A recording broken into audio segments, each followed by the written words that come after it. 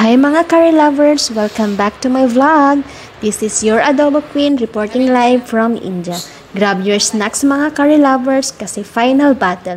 Huling araw ng Garba. Pagod na ba ang lahat? Ako masakit na ang tuhod. Ano nga ba ang Garba? Garba is a traditional Indian dance mula sa Gujarat. Garba is basically ikot-ikot-ikot, palakpak at smile ka lang. Parang carousel pero ikaw ang ride at pabunggahan ng mga suot. At oo, may rhythm dapat, pero minsan mas importante ang energy at hindi madapa sa sariling paa. O diba, umira lang pagka-teacher, nag-explain pa kung ano ang Garba. By the way, ginagawa ito tuwing Navratri at tumatagal na siyam na araw.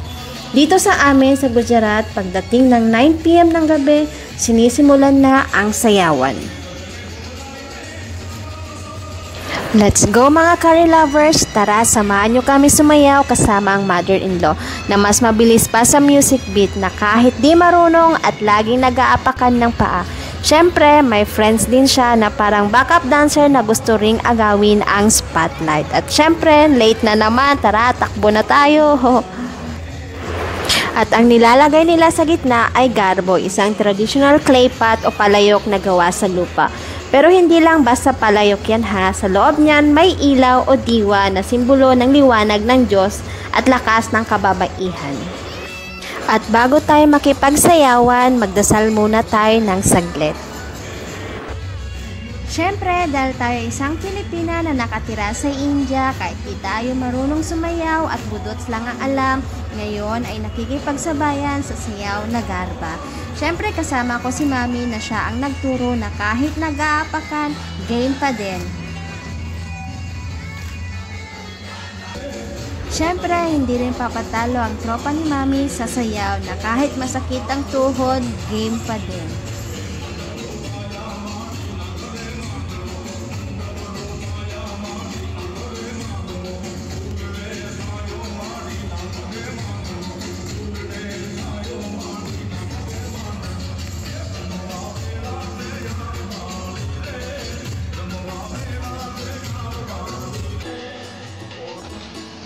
Pati mga bata ay nakikipagsabayan sa sayaw na Garba, o diba? Ang gagaling. Hindi lang mga bata kundi mga kalalakihan, matanda, pinata at dalaga. Sa tingin nyo, sino ang pinakamagaling sumayaw sa kanila?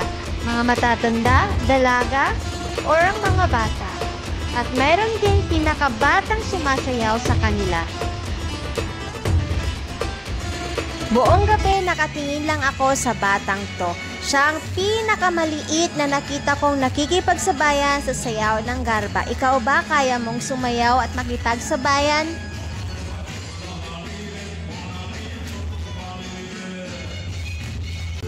Dahil sa sayaw na Garba, may mga nakilala tayong bagong kaibigan kahit na hindi nagkakaintindihan sa lingwahe. Siyempre, hindi dapat tayo magpapatalo sa sayawan. Dapat bongga rin ang sayaw kahit di tayo marunong at naapakan lagi ang mga paa ng mga kaibigan o kasayawan.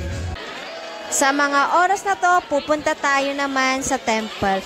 Siyempre, mauuna ang mga kalalakihan dahil sila ang mag-guide or tutulong sa atin sa pagtawid sa kalsada.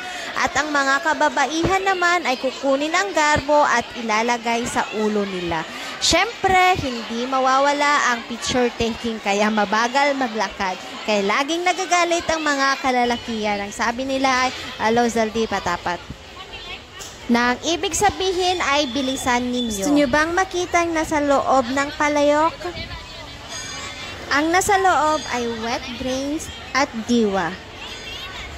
Siyempre, hindi mawawala ang pagdarasal.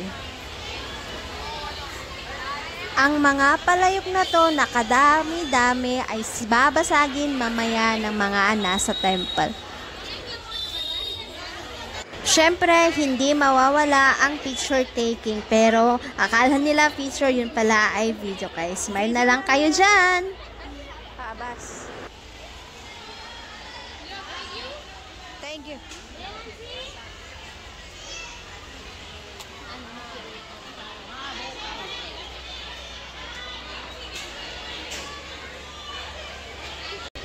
At ang paborito ko sa lahat, ang pagbabahagi ng prasad or yung pagkain na inaalay natin muna sa Diyos bago natin kainin. Katapos natin dun sa palayok, tayo naman ay papasok sa loob ng temple. Ganito ang itsura sa loob ng temple. Siyempre, hindi lang sayawan ang ganapan at prasadi. Mayroon din tayong merienda time. Siyempre, hindi mawawala ang palaro sa mga bata. Ngayon ko lang talaga naramdaman ang kahulugan ng garba. Ang sayaw na may puso, ang ilaw na may buhay, at ang tawa na may dasal. Salamat sa pagsama sa akin ngayong gabi. Hanggang sa muli, keep shining like a diwa sa garba. Good night and jai matading.